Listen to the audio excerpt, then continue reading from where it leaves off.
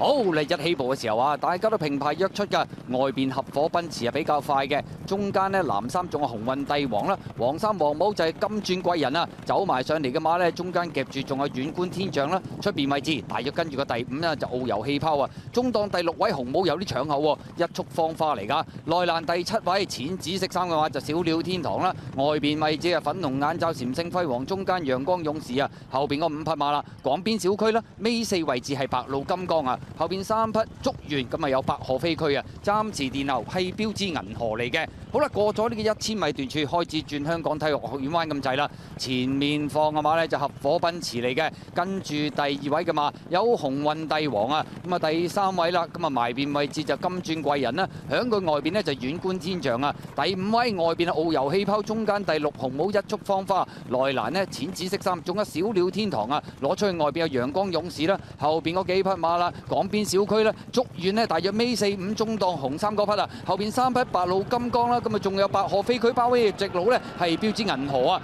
好啦，最後直路啦，前面透出嘅馬呢都仲係合夥奔馳啊。呢個時候遨遊氣泡同埋鴻運帝王一對啊上緊嚟，外邊位置追有竹園啊，咁啊再見到馬林中間廣邊小區亦都上緊嚟，外邊展開衝刺有白河飛區，出邊位置仲有白鷺金剛啊，最後100零米竹園透出咗，咁啊外邊追上嚟有白河飛區接近終點，終於贏到1級賽，竹園外邊追上嚟，跑第2係白河飛區，第3名都好接近啊，埋邊廣邊小區外邊追上嚟嘅馬係白鷺金剛啊。結果今場賽事咁啊呢隻竹園啊，咁啊都試過跑1級賽，咁啊但係就未得。今場賽事嚟到富衛保險冠軍1哩賽，終點前力壓外邊追上嚟嘅白河飛區啊，第3名呢。埋邊廣邊小區出邊白鷺金剛都好接近。